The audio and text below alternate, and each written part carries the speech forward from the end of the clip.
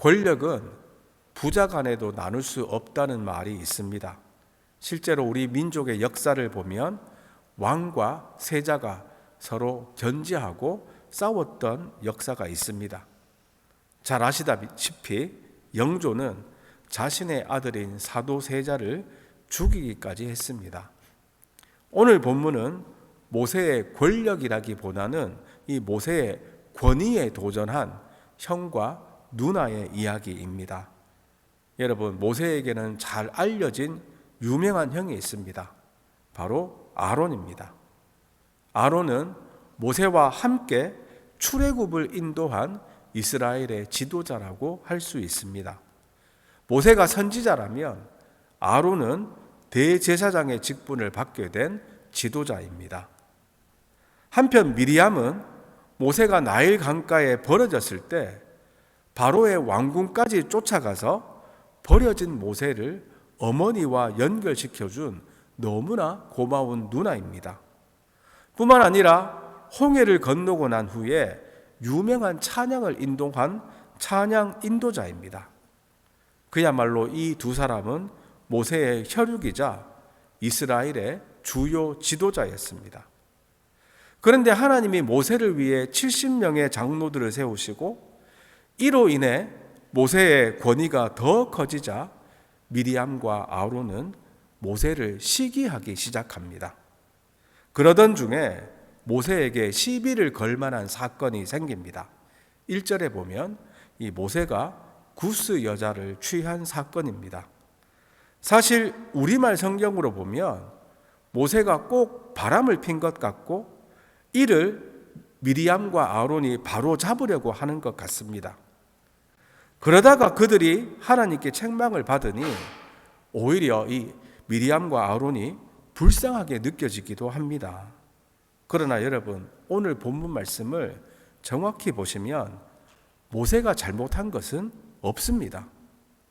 우리말 성경에는 구스 여자를 취했다라고 하니 꼭 이 바람을 피운 것 같지만 그것도 이방 여인과 바람을 피웠으니 아주 큰 문제를 일으킨 것처럼 보입니다. 그러나 영어 성경을 보면 구스 여인을 아내로, 와이프로 취했다고 합니다. 그러니 모세가 바람을 피운 것이 아니라 결혼했다는 말입니다. 모세의 아내인 십보라가 죽었기 때문에 모세가 재혼한 사건을 말씀합니다. 재혼은 개인의 선택일 뿐이지 절대 죄가 아닙니다. 그럼에도 불구하고 아론과 미리암은 모세가 이방 여인에게 결혼했다며 또 트집을 잡습니다.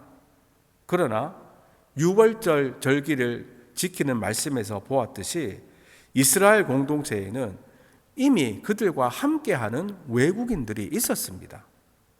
그들도 이스라엘 백성들과 똑같이 대하라고 하나님이 말씀하셨습니다. 본문의 그 구스 여인도 이렇게 이스라엘의 공동체와 함께 광야 생활을 하고 있던 이방인이기 때문에, 즉 개종한 유대인이기 때문에 아무런 문제가 없습니다. 물론 모세의 율법이 모든 이방인과 이스라엘 자손의 결혼을 금하고 있습니다. 그러나 그 율법도 모든 이방 사람과의 혼인을 금하는 것이 아니라 이스라엘에 들어가야 할 가나안 족속과 결혼을 금지하신 것입니다.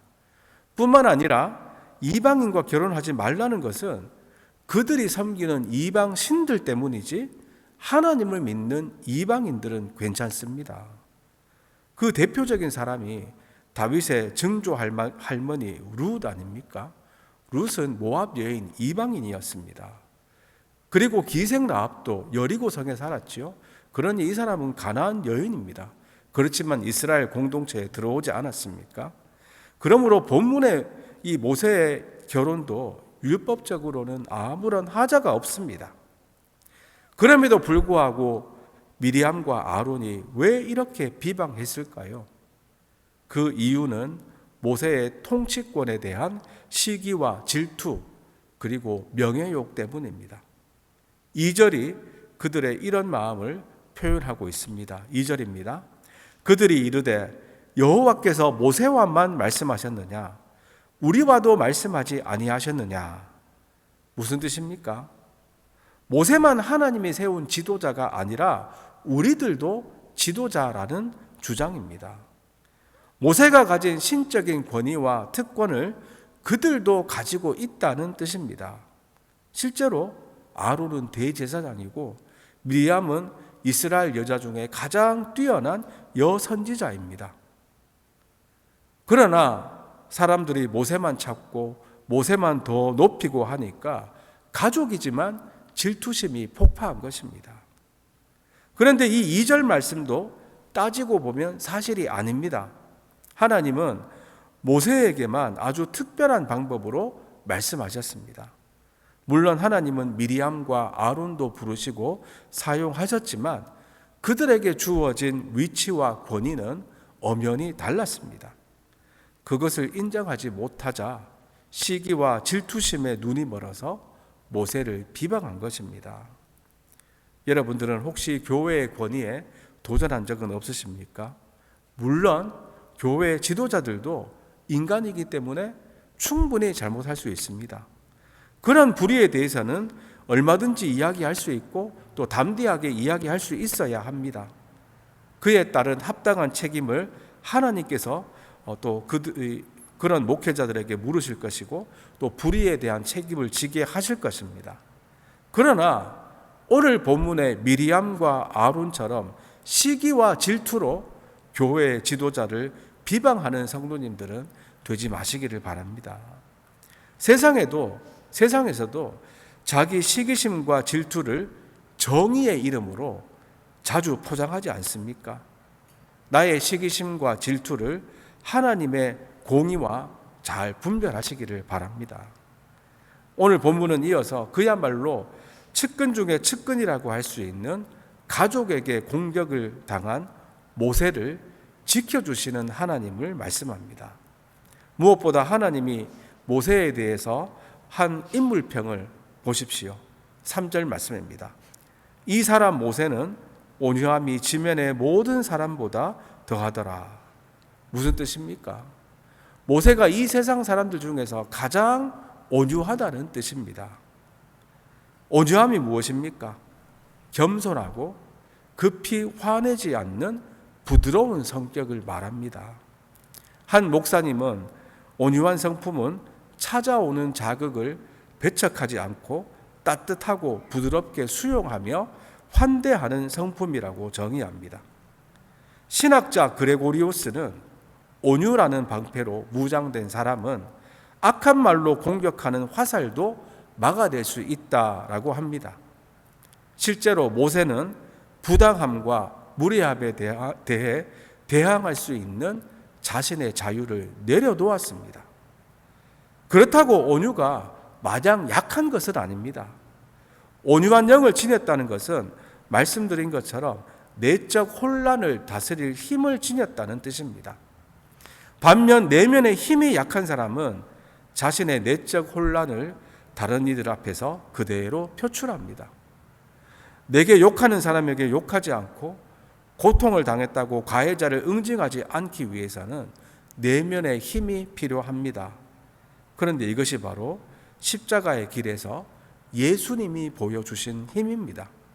예수님은 나의 멍에는 쉽고 내 마음은 온유하다라고 선포하십니다. 예수님은 온유한 삶에 큰 지혜가 있다고 가르치십니다.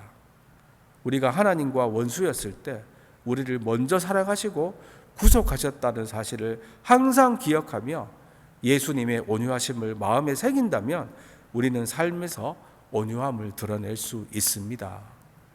이렇게 온유함은 그리스도의 성품입니다. 성경이 말하는 온유함은 고난을 통해 얻게 되는 경건한 영적 상태이며 겸손히 하나님을 의지하는 태도입니다. 온유한 자는 고난 가운데서도 사람을 원망하지 않고 하나님을 의지합니다. 모세도 온유함으로 미리암과 아론의 비방에 화내지 않고 그 문제를 전적으로 하나님께 맡겼습니다. 그러자 하나님은 모세의 편을 들어주셨습니다. 온유함은 하나님이 문제의 해결자임을 믿고 하나님을 의지하는 최고의 지혜임을 잊지 마시기 바랍니다. 그런데 여러분 생각해 보시면 모세가 원래 온유한 사람이었습니까? 아닙니다. 애굽에서 왕자로 살다가 왜 살인자가 되고 도망자 신세가 되었습니까? 자신의 혈기를 다스리지 못하고 동포를 괴롭히는 애굽 군사를 죽였기 때문입니다. 그랬던 사람이 하나님을 만나고 광야 생활을 하면서 온유한 사람으로 변화된 것입니다. 오늘 본문의 상황에서도 옛날 모세 같으면 가만히 있었겠습니까? 미리암과 아론과 세게 한번 붙었겠지요. 그러나 변화된 모세는 그들의 비박에도 분노하지 않고 참아냅니다. 하나님은 모세의 이런 모습을 귀히 보시고 이 사람 모세는 온유함이 지면의 모든 사람보다 더하더라고 하셨습니다. 내가 아니라 하나님이 모든 사건의 열쇠를 쥐고 계심을 인정하고 믿을 때 우리는 온유해질 수 있습니다. 이 믿음으로 우리들도 모세처럼 날마다 더욱 온유해지시기를 간절히 바랍니다. 상대성 이론을 발견한 세계적인 물리학자 아인슈타인은 이렇게 말했습니다. 성공하려고 하지 말고 가치 있는 사람이 되려고 하라. 가치 있는 사람이 되려고 하다 보면 자연스럽게 성공의 문으로 들어갈 수 있다는 뜻입니다. 교회 안에서도 마찬가지입니다. 직분만 취하려고 하고 섬기지 않는 사람이 있습니다. 그러나 직분자가 되려 하지 말고 하나님이 원하시는 인격을 가진 사람이 되어야 합니다. 하나님이 원하시는 인격을 가진 성도는 다른 사람의 삶에 쓸데없는 태클을 걸지 않습니다. 단지 자기 생각과 다르다는 이유로 관계를 훼손하는 행동을 하지 않습니다.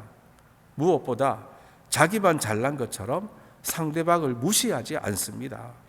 무시당하고 기분 좋은 사람은 없습니다. 표출하지 않아도 될 감정을 표출해서 상대방의 감정을 자극하지 맙시다. 기분 좋게 말해도 되는데 인상 쓰면서 소리를 높이면 누가 좋아하겠습니까? 아무리 하찮아 보이는 사람도 하나님이 귀하게 여기시는 한 사람임을 알고 모든 사람을 하나님의 마음으로 대해야 합니다. 이것이야말로 하나님이 원하시는 온유한 인격입니다. 이제 하나님은 미리암 아론을 회막으로 불러서 온유한 모세를 직접 변호해 주십니다. 하나님은 확실하게 그들과 다른 모세의 위치를 알려줍니다. 내가 선지자들에게는 이상과 꿈으로 말하지만 나의 충성된 종 모세에게는 그렇게 하지 아니하고 대면하여 명백히 말하고 은밀한 말로 아니하며 여호와의 형상을 보게 하는 자니 함부로 비방하지 말라고 하십니다. 그렇습니다. 하나님은 모세에게만 주어진 특별한 권위가 있다고 말씀하십니다. 사실 공동체 안에 모든 사람이 똑같은 권위를 가지면 어떻게 되겠습니까? 좋을 것 같지만 무질서해집니다. 그러므로 하나님은 지금도 이 공동체의 질서를 위해 권위의 차이를 두십니다. 교회 안에 있는 이 권위의 차이를 인정하며 순종하는 성도님들이 되시기를 바랍니다. 특별히 하나님께서 권위를 주시고 또 뉴엘림 교회 목사로 세워주신 저를 위해서도 많이 기도해 주시기 바랍니다. 비난과 도전이 있더라도 온유하게 받아들이고 하나님이 인정하시고 모세처럼 직접 변호해 주시는 주님의 종이 될 수 있도록 기도해 주시기를 바랍니다. 이제 말씀을 맺습니다. 모세의 누나와 형인 미리암과 아론이 가족임에도 불구하고 시기심과 질투심에 눈이 멀어서 부당하게 지도자 모세를 비방한 사건을 함께 나누었습니다.